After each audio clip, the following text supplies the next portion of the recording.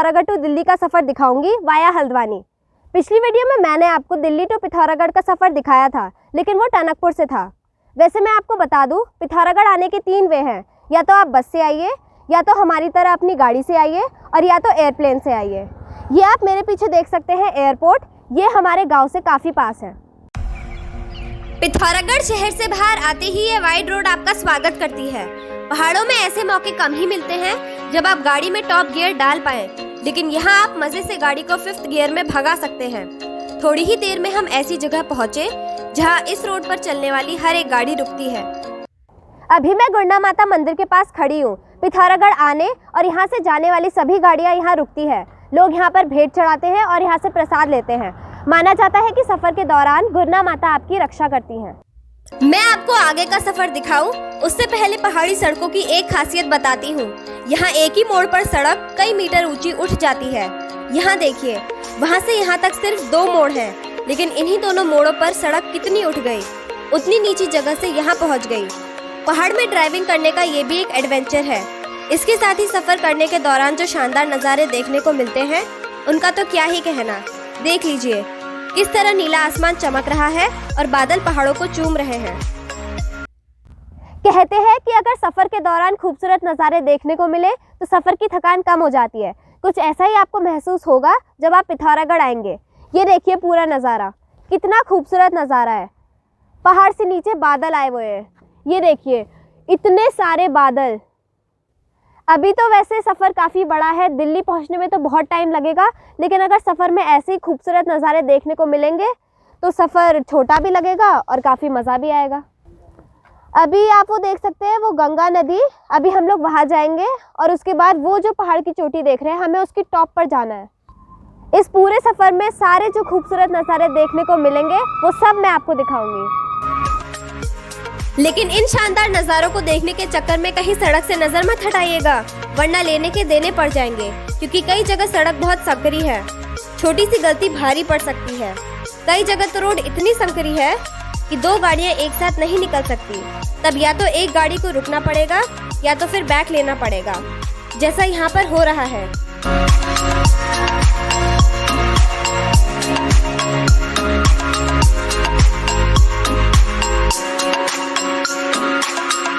लेकिन अगर आप ध्यान से गाड़ी चलाएंगे, अपनी तरफ यानी लेफ्ट साइड में ही रहकर गाड़ी चलाते रहेंगे, तो फिर आप सेफ भी रहेंगे और इस तरह के नज़ारे का दीदार भी करते रहेंगे, क्योंकि पूरा रास्ता ही मन मोह लेने वाला है।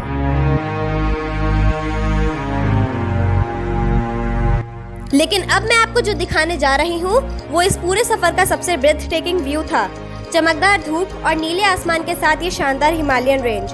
देखिए हिमालय कितना श्वेत, कितना धवल, कितना ब्रेथ टेकिंग लग रहा है। यहाँ से नजर हटाने और यहाँ से हटने का दिल ही नहीं करता।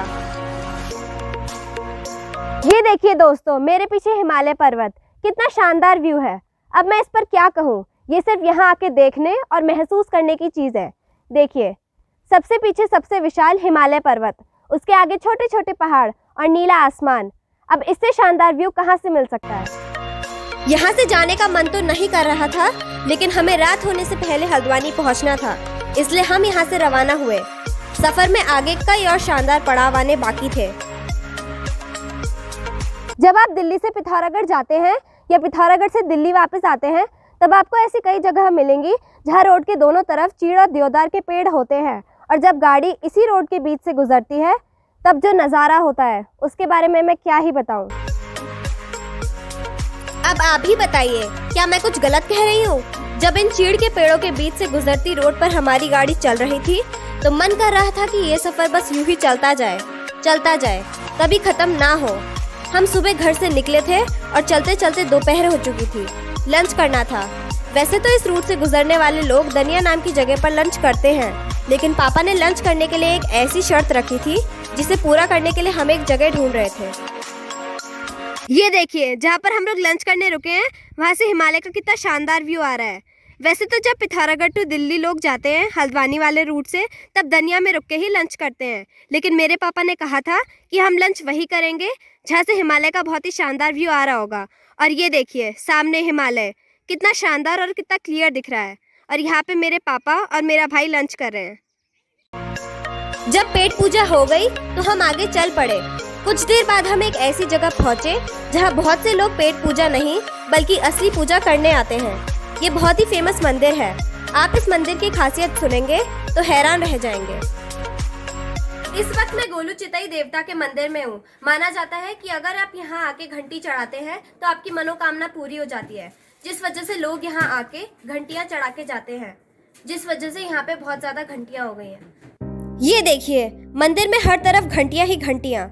हर साल हजारों लोग यहाँ आते हैं और मन्नत मांगते हुए या मन्नत पूरी होने के बाद घंटियाँ चढ़ा जाते हैं। हालत ये हो गई है कि अब यहाँ घंटियाँ रखने की जगह ही नहीं है। यही नहीं, लोग चिट्ठी लिखकर भी गोलू चितई देवता के मंदिर में अपनी मन्नत मांगते हैं। देखिए कितनी चिट्ठियां लटकी हैं। क्योंकि मन्नत मांगना भगवान और भक्त के बीच की बात है, इसलिए मैंने किसी भी चिट्ठी को पढ़ना ठीक नहीं समझा। मैंने बस यही मन्नत मांगी कि जिन लोगों ने यहाँ मन्नत मांगी है उनकी सभी विश पूरी हो जाए।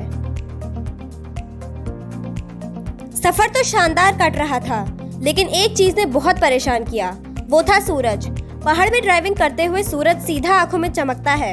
इस वजह से ड्राइविंग में काफी मुश्किल आती है। अभी थोड़ी देर में हम लोग भीमताल पहुंचने वाले हैं। अभी थोड़ा थोड़ा अंधेरा होने लगा है, लेकिन आपको ये जानकर हैरानी होगी, पहाड़ों में अंधेरे में गाड़ी चलाने में उतनी दिक्कत नहीं होती जितनी तब होती है जब धूप आंखों में चमक रही हो।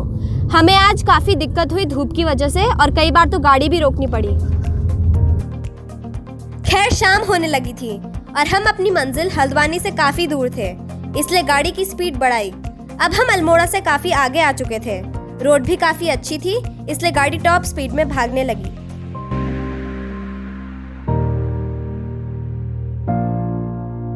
कुछ देर बाद हम कैची धाम पहुंचे। नीम करौली बाबा के कैची धाम के बारे में तो कुछ बताने की जरूरत नहीं है। इंडियंस के साथ साथ हॉलीवुड वाले भी नीम करौली बाबा के भक्त हैं। लेकिन अंधेरा हो चुका था।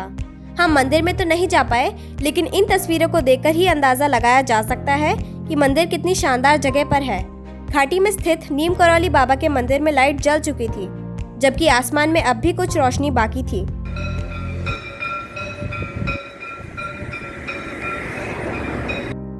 खैर हम आगे बढ़े। अभी रास्ते में एक बहुत ही फेमस टूरिस्ट स्पॉट आना बाकी था। वैसे तो लोग यहाँ घूमने आते हैं, लेकिन चूंकि ये हमारे घर के रूट पर ही पड़ता है, तो हमारे लिए इसकी अहमियत घर की मुर्गी दाल बराबर है। इस वक्त हम लोग भीमताल पहुंच चुके हैं। अभी अंधेरा हो रखा है क्योंकि रात हो चुकी है, इसलिए अच्छे से भीमताल दिखाई तो नहीं दे रहा है, लेकिन ये हमारे रूट पे ही पड़ता है, तो कभी और मौका मिलेगा तो मैं आपको जरूर दिखाऊंगी। भीमताल की ताल काफी बड़ी है। ताल पर पड़ती रोशनी से आप इसका अंदाजा लगा सकते हैं। खैर अंधेरा गहरा हो चुका था, अब रोड के इधर उधर देखने का सवाल ही नहीं था। सड़क पर खतरनाक मोड़ आ रहे थे। इसके साथ ही सामने से आती गाड़ियों की रोशनी सीधा आंखों पर पड़ रही थी। अब पूरा फोकस ड्राइविंग पर और हल्द्वानी पहुंचने पर था।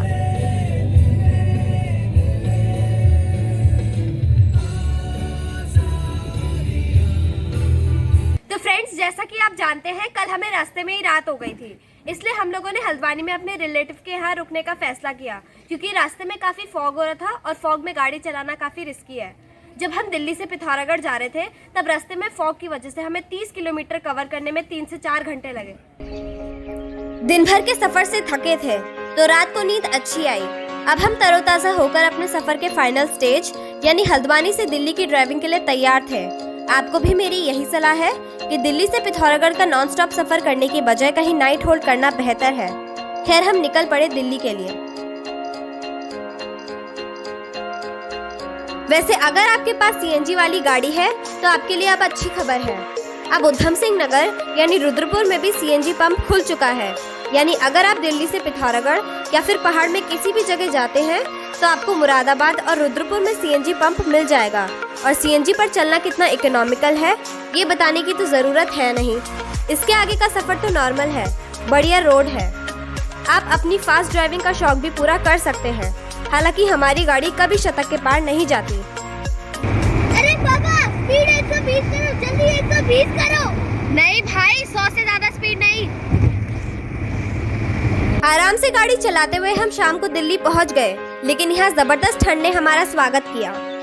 हम जितने भी टाइम तक पिथौरागढ़ रहे उस पूरे समय मौसम ठंडा था, लेकिन जिस दिन हम दिल्ली के लिए रवाना हुए उस दिन बहुत ही शानदार धूप खिली थी। आपने देखा होगा पिथौरागढ़ से हल्द्वानी तक के वीडियो में कितनी अच्छी धूप थी, लेकिन जब हम यहाँ आए तब हमने देखा कि कैसा मौसम हो रहा है। अब लगता है कि कुछ दिन तक ठंडी से छुटकारा नहीं मिलेगा, लेकिन जो भी हो कभी ना कभी तो ठंडी से छुटकारा ज़रूर मिलेगा। लेकिन आप बताइए कि आपको मेरा ये वीडियो कैसा लगा, कमेंट बॉक्स के थ्रू ज़रूर बताइएगा। वीडियो को लाइक करें, शेयर करें, चैनल को सब्सक्राइब करें, साथ ही बेल आइकन प्रेस करके ऑल नोटिफिकेशन ऑन करना ना भूलें। Thanks for watching.